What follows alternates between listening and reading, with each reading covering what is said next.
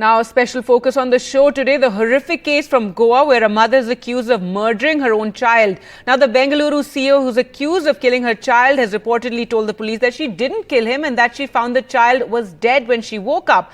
However, the Goa police seem to have found more evidence against her. The police claim they found empty bottles of cough syrup in the room where Suchana Seth allegedly killed her 4-year-old son, indicating she may have drugged him before killing him. The post-mortem report says that the child was smothered.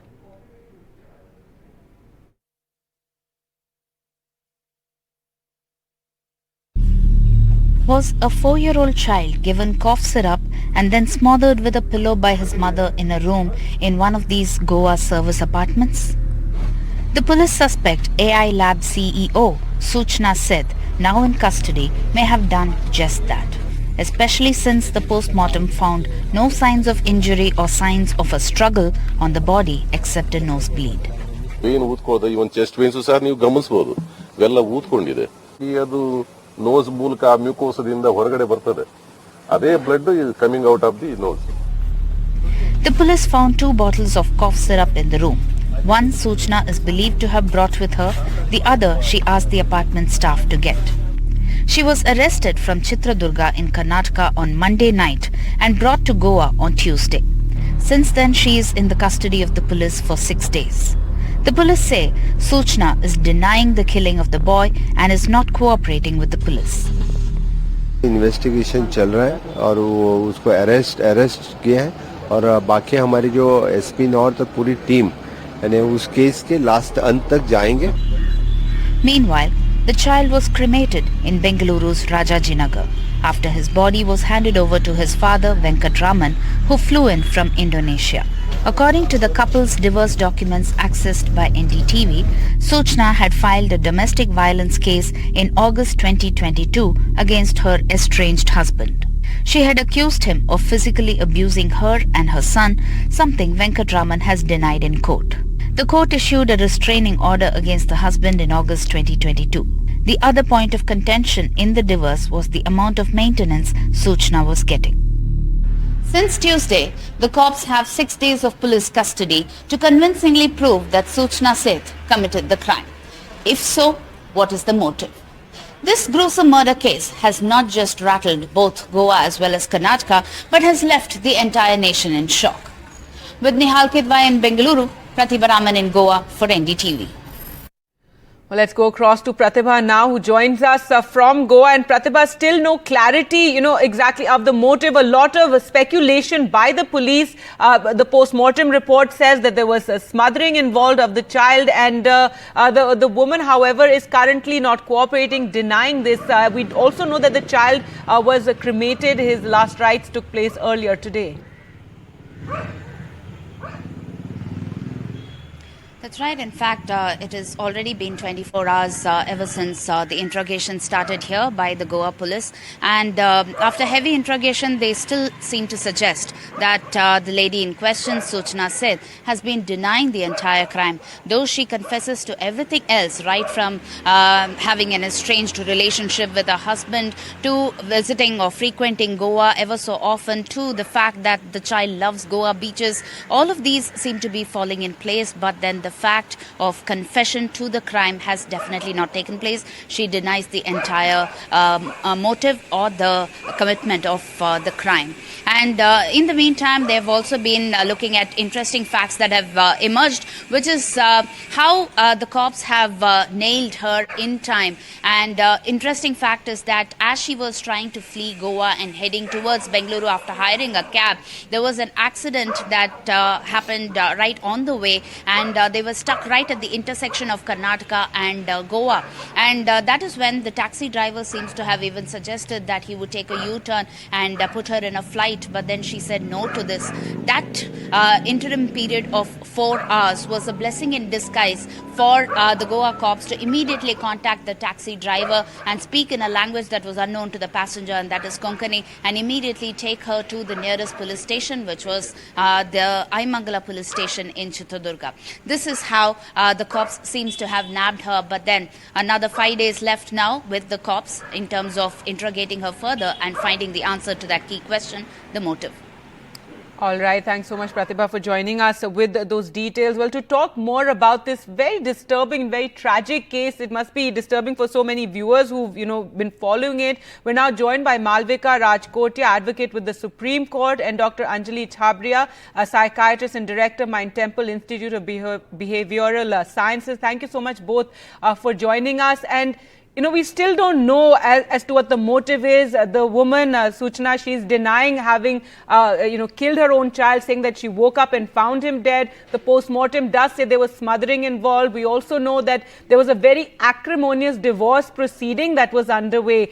And it's just very, very disturbing. We do know that many divorces get nasty, they get acrimonious. But Malvika Rajkotia, this really is something that has, taken everybody by shock. And it's very, very tragic imagining that indeed what the police are thinking may have happened, that a mother actually was so disturbed over the fact that the court had ordered her to give visitation rights to the husband, that possibly could have been a motive.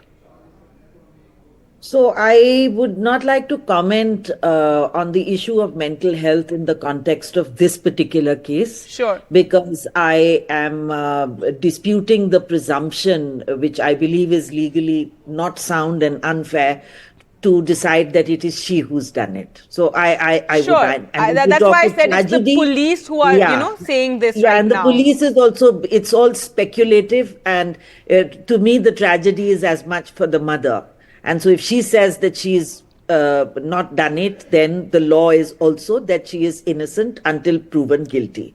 So with that in mind, we will, and also I'm glad, Absolutely. However, to speak on the issue of mental health, not in such an extreme case, because we don't know. You are connecting it, the police is connecting it, and therefore it's QED, therefore it's divorce. No. But yes, generally divorces are extremely stressful, bitter battles.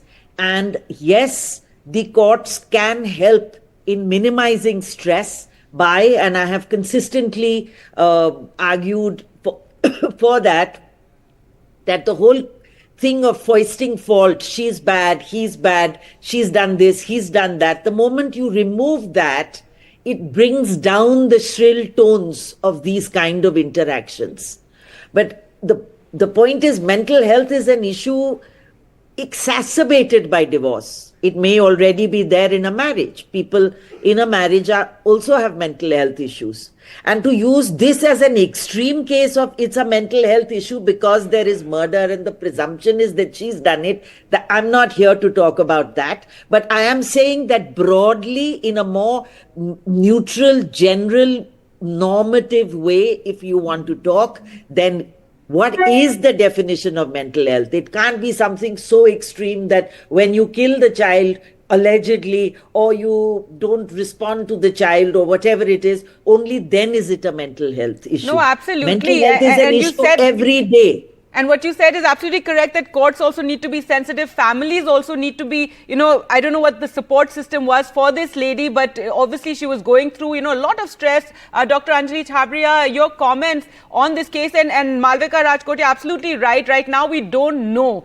We have a lot of speculation. We have a lot of, circumstantial evidence that the police is claiming. But given all that, Dr. Anjali Chhabria, your comments. So first of all, I would agree with Malvika. We cannot presume anything over here. The child was found dead. What is shocking to me is, and of course what the police is doing their job now, is that she did not try to get help for the child. Instead, she has put him in a suitcase. Whatever her issues may have been, which I know that the cops are going to do their job. But I agree with Malvika that we need to hasten the court proceedings. I have seen both parents and their extended families suffer, before the divorce, of course, and even during the divorce proceedings, because somewhere the time taken is so much, and worse is that an innocent child suffers, and I would urge, maybe we can use this matter as an example, for all the bodies which are concerned, to come together to ensure how can we reduce mental health issues that come up. How can we reduce the suffering of course, the people who are involved, but, keep the child safe. Many a times there are orders which are given, not keeping the child's mental health in mind. And I think if we can, even we can try to do that, we would achieve a lot. All right. Well, we'll, leave it there because, as you said, a lot of this is speculative currently. But clearly, both of you are of the view there needs to be a lot of support, a lot of sensitivity in these cases for everyone involved, especially, the mental health of everyone involved and especially the children. Thank you so much for joining us. Right. Malvika, one quick comment. Just a quick comment. The stress on this lady is that she's single. She's bringing up a child on her own. He's probably not paying enough, and yet he's asserting control over the child and wanting whatever it is. Now, I'm not putting it in this context, but the mental health is also his unfairness in regard to economic abuse. All right, we do know there was some. I mean, I've seen enough men suffer as well, because sometimes the law of the land may be in favor of the woman. So I think we need to keep the child in context, and help the child to get out of it. Sorry, maybe it's time for another. Sure, at this point we really don't know. But thank you both for joining us on the program. And the stress really has to be on those, the support system, friends, family, all to be very supportive in these times as well. Thank you for joining us on the program.